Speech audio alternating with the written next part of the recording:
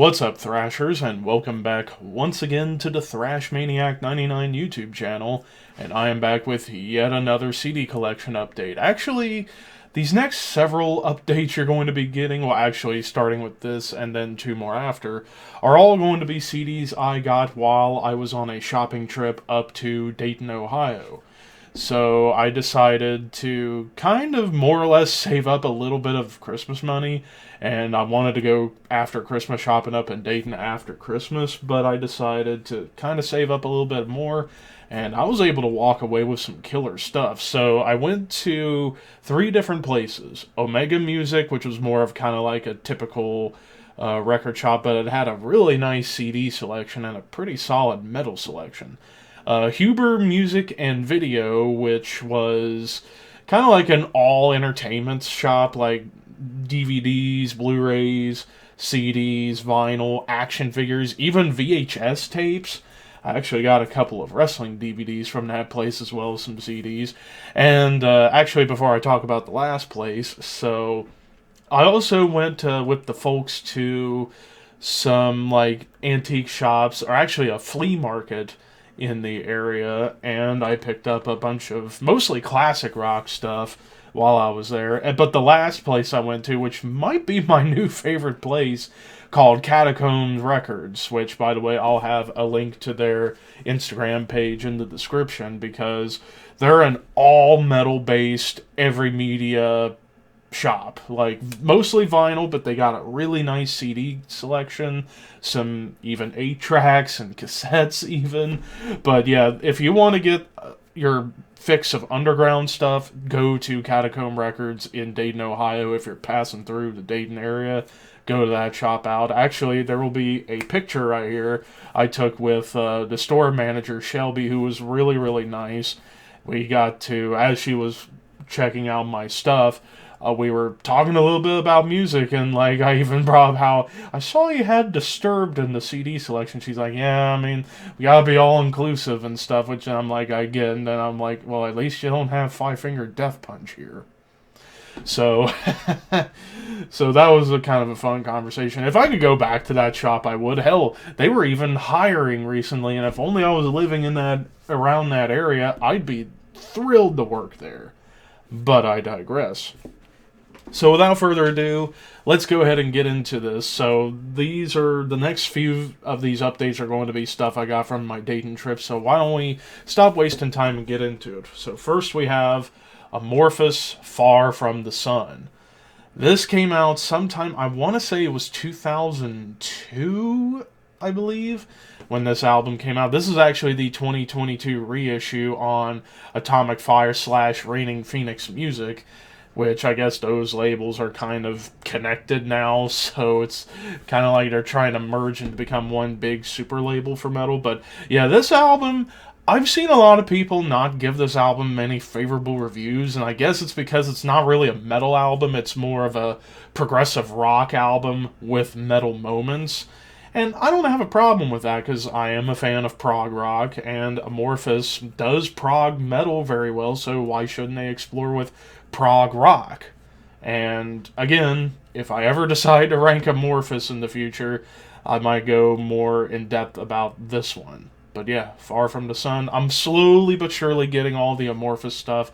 I think I'm now only missing 2 or 3 albums. Maybe I might get them on my upcoming Tennessee trip. I don't know. But yeah, Amorphis. Next up, we have Atheist with Elements. So this album came out in 1993, and this was the final album from Atheist for a long, long time until 2010, and possibly going to get a new one this year, I hope.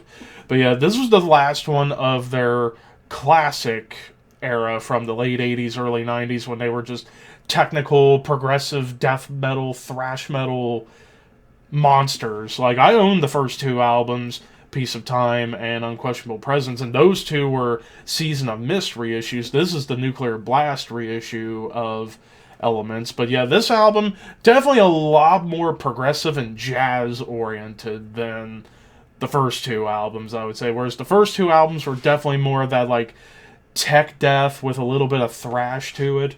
This is definitely more like prog death, jazz, fusion, monstrous goodness. But yeah, if I ever decide to do a retro review or retrospective for Atheist, you never know, because there are some bands out there that have only had like 4 albums that I can't really do a discography ranking for, so I might do retrospectives. You never really know. But yeah, Atheist Elements. Next up, we have Austrian Death Machine with Double Brutal.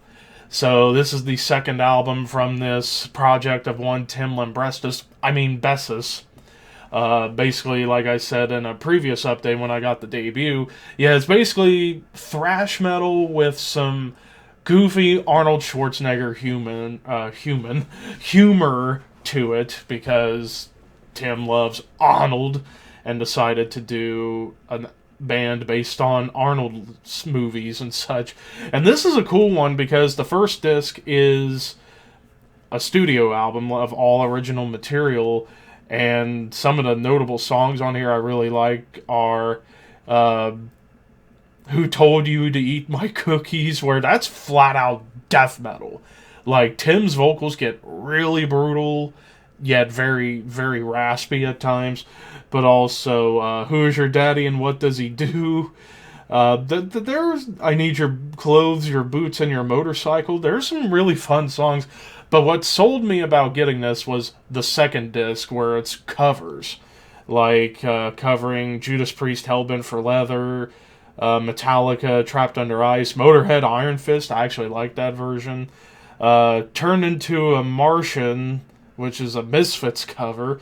Megadeth, Killing Is My Business, Gotta Go by Agnostic Front, and even Tactically Dangerous Cannibal Commando, which is a gore torture cover. And say what you will about Tim, but he has one hell of a brutal guttural vocal.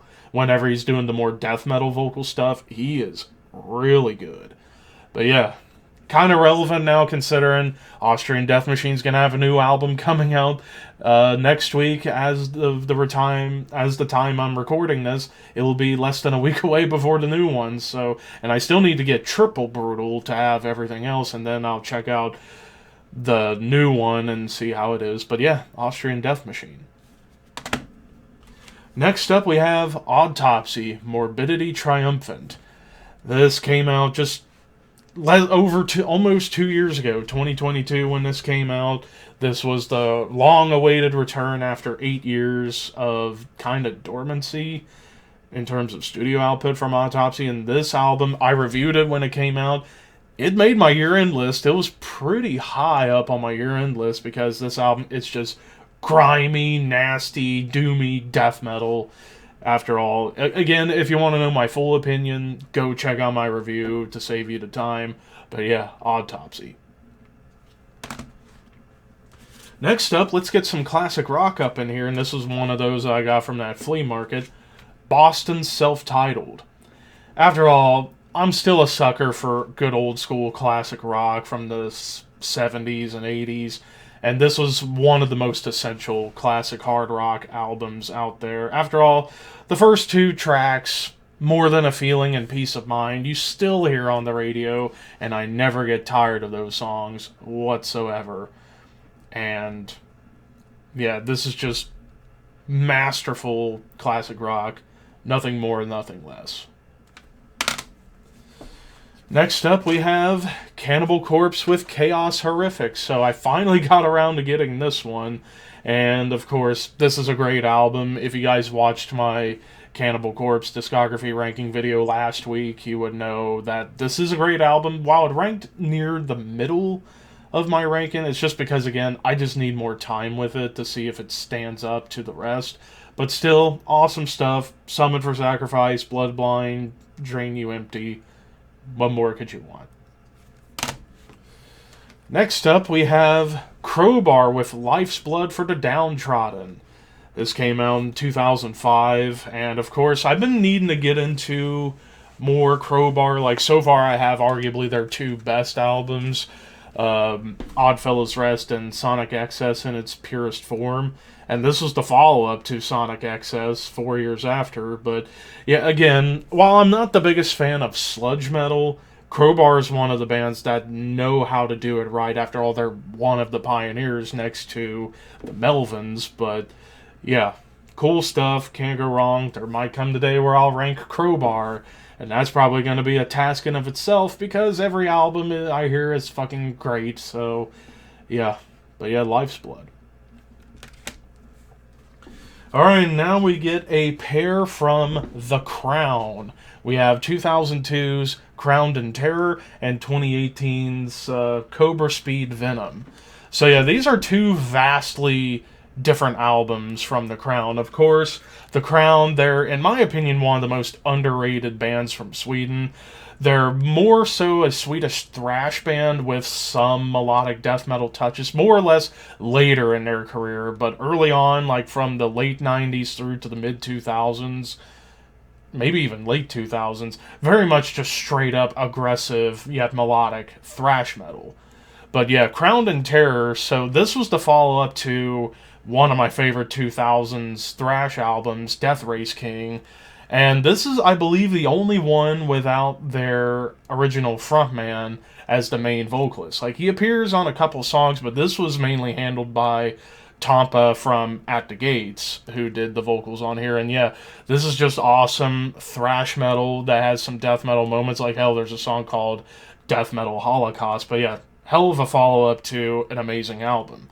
Cobra Speed Venom, on the other hand, this is a more recent one. In fact, this was the album before their last one, Royal Destroyer, which I reviewed when it came out in 2021. But yeah, this one, while still thrash metal, definitely has way more melodic death metal touches. Kind of the same thing with Royal Destroyer, if I'm going to include that. But yeah, if you are a fan of good thrash metal that has some cool melody, but tons of aggression, check out The Crown. If I were to choose out of these two, it would be Crowned in Terror. Killer stuff. Alright, now we have yet another pair, and we have Dismember. We have first the complete demos from 1988 to 1990, and their last album, their self-titled. So yeah, I've been slowly getting all of the Dismember stuff since Nuclear Blast finally reissued all their catalog, and maybe a new album this year, and if it comes out this year, I'm going to be super stoked. But yeah, we got the demos, which is pretty much all the songs from the demos. Their Dismembered demo from 88, Last Blasphemies in 89, and the Reborn and Blasphemy demo in 90. And yeah, very gritty demos to say the very least. And in fact, a couple of the songs on here, actually quite a number of songs, also were included for the first Carnage album. Like, I would say Deathification, Deranged from Blood, Blasphemies of the Flesh, and Self-Dissection. Those are all songs that would end up on the first Carnage album, the only Carnage album, but everything else, very much all Dismember's material. But yeah, raw, gritty versions of the songs you'll come to know on other albums.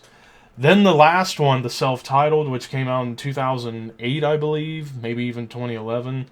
Or no, it was 2008 because they broke up in 2011 before getting back together. But yeah, great way to end the original run in terms of quality, as Dismember, I don't think, have a flat-out bad album. In fact, I'm only now missing one, and it's Hate Campaign, maybe the weak one, but I'm definitely going to try and see if I can get that either at the Tennessee trip or online. But yeah, good old Dismember. Alright, next up we have another one that I got at that flea market, Dragonforce, Inhuman Rampage. So yeah, this is probably going to cause a little bit of a stir, considering this band has a lot of haters out there, but I don't mind Dragonforce. It's just, yeah, they're over the top, but I don't mind that from time to time. Of course, I had to get this one because it was cheap, but also Through the Fire and Flames. I still love that song, even if it's pretty much become a meme at this point. But thank you, Guitar Hero 3, for turning me on to some Dragonforce. But yeah, I mean, still, it's a great album for, like, high-energy power metal, maybe even technical power metal, if you want to really get down to it.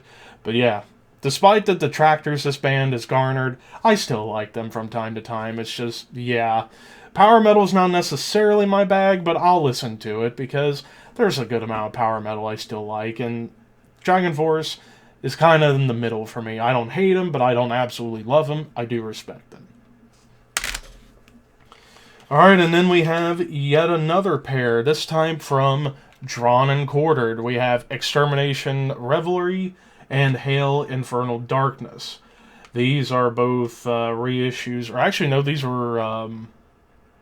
no, this one is a reissue from 2023. This came out in 2003, and this one was 2006.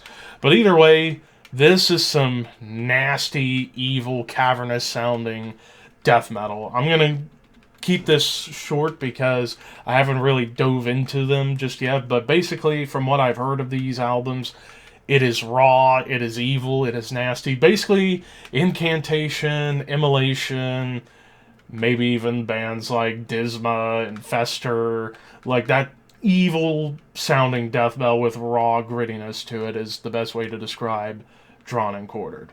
But yeah, check these out.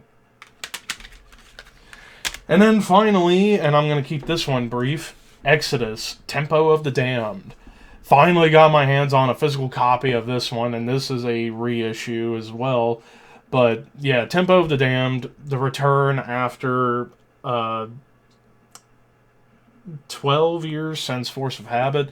And again, I'm keeping this one brief because I'm going to be ranking Exodus in June, so I want to keep my opinions brief. But I will say, if you love Exodus, you will dig this.